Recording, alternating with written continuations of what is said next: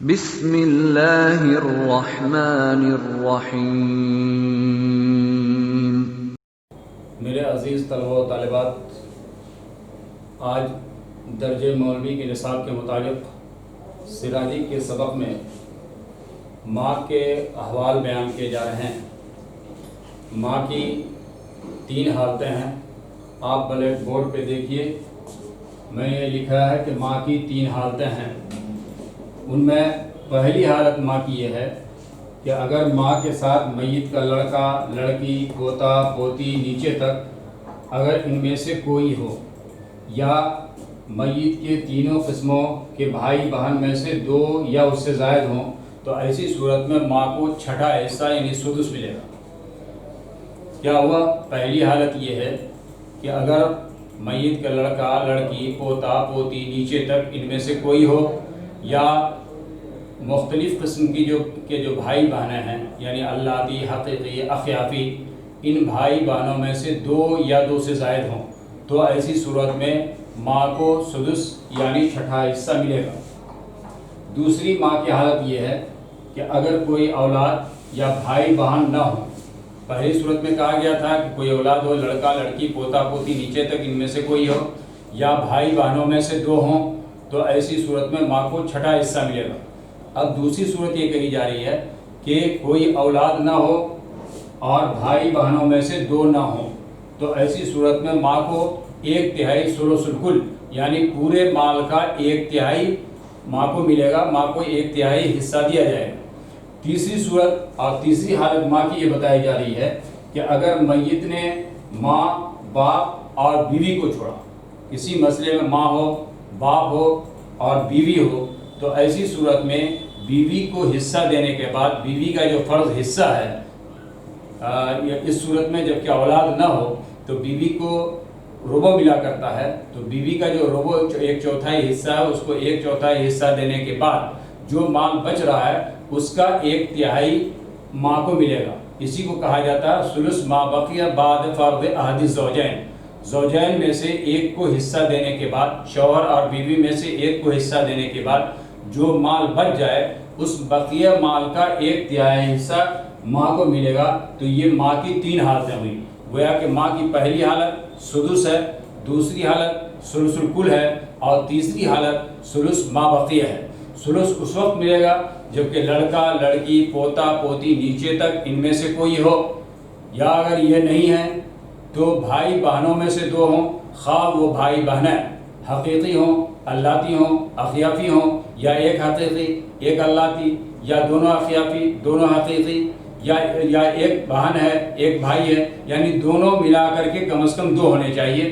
اگر 2 ہیں یا 2 سے زائد ہے تو ایسی صورت میں ماں کو 1/3 حصہ ملے گا، ایک چھٹا حصہ یعنی سدس ماں کو ملے گا۔ اگر اولاد نہیں ہے اور بھائی بہن میں سے 2 بھی نہیں ہیں تو ایسی صورت میں ماں کو ثلث الکل یعنی 1/3 حصہ ملے گا۔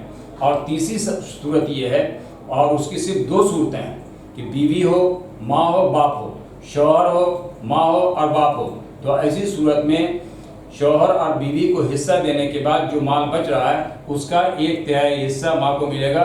عزیز طلبہ، یہ ماں کی 3 حالتیں ہیں جو مختصراً آپ کو بتائی گئی ہیں بہت سیدھے سادے الفاظ میں، تاکہ آپ اسے ذہن نشی کر لیں اور مسئلے کے بنانے میں آسانی ہو۔ اب آئیے آپ عبارت سے اس کا مقارنہ کیجیے، جو باتیں بتائی گئی ہیں ان کو آپ عبارت سے سمجھیے۔ وَأَمَّا لِلْأُمِّ فَأَحْوَالٌ ثَلَاثٌ۔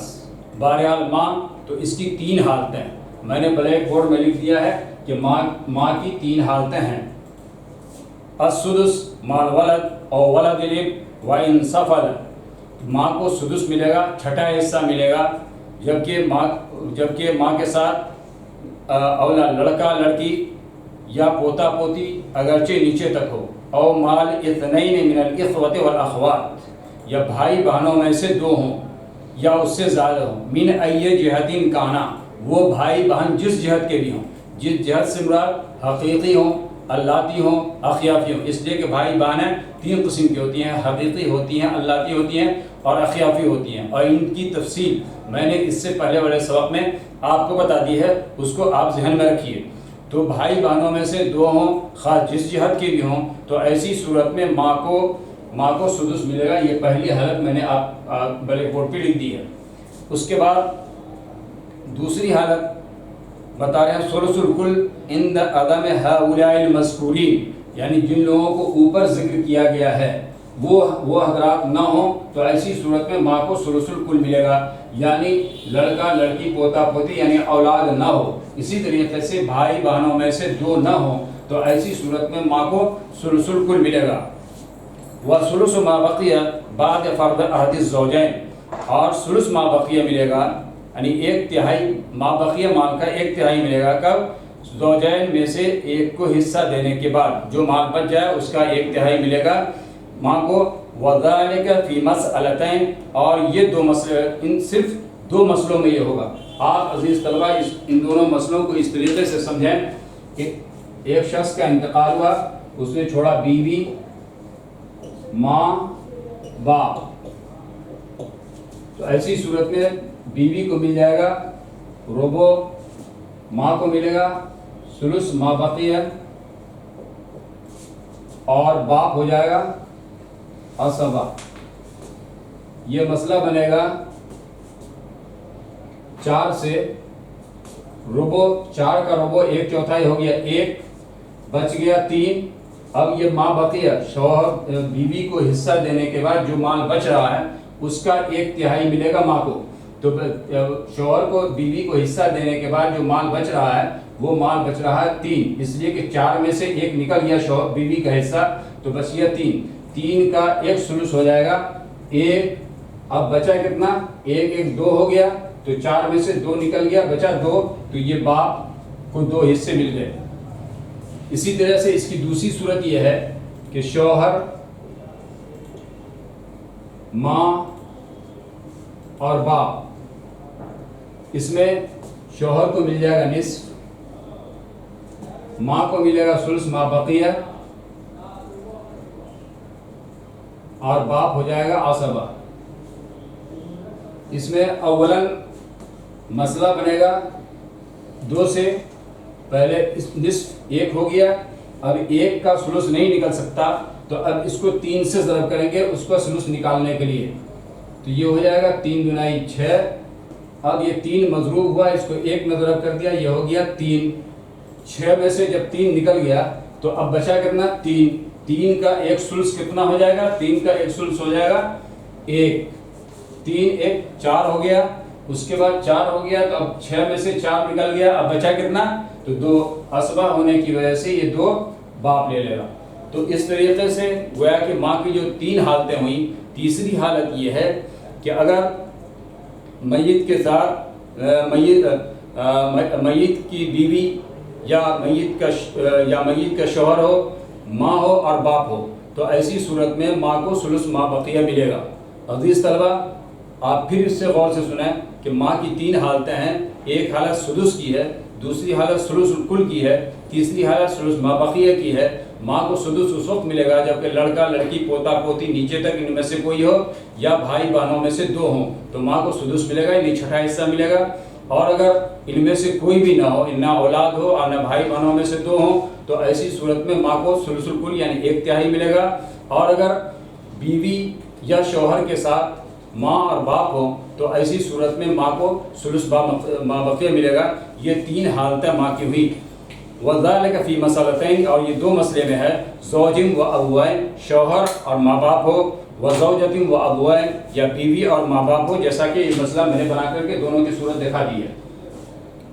اب آگے ولو کان مکان الاب جد، اگر باپ کی جگہ پہ دادا ہو جائے، فللام ثلث جمیع المال، تو اگر باپ کی جگہ پہ دادا ہو جائے تو ماں کے لیے ثلث جمیع المال یعنی ثلث الکل ملے گا، مگر امام یوسف رحمۃ اللہ علیہ کے نزدیک ثلث ما بقیہ ملے گا. یہ جو کہا گیا ہے، یہ اختلاف جو ذکر کیا جا رہا ہے کہ اگر باپ کی جگہ پہ دادا ہو جائے تو ایسی صورت میں امام ابو حنیفہ رحمۃ اللہ علیہ اور امام محمد رحمۃ اللہ علیہ کے نزدیک ثلث الکل ملے گا، یعنی پورے مال کا 1/3 ملے گا. اور امام ابو یوسف رحمۃ اللہ علیہ کے نزدیک اس صورت میں بھی ثلث ما بقیہ ہی ملے گا. تو یہ ان مسائل میں سے ایک ہے جو آپ کو عزیز طلبہ اس سے پہلے بتایا گیا کہ دادا باپ کی طرح ہے، مگر چند مسائل میں باپ اور دادے کے درمیان فرق ہے.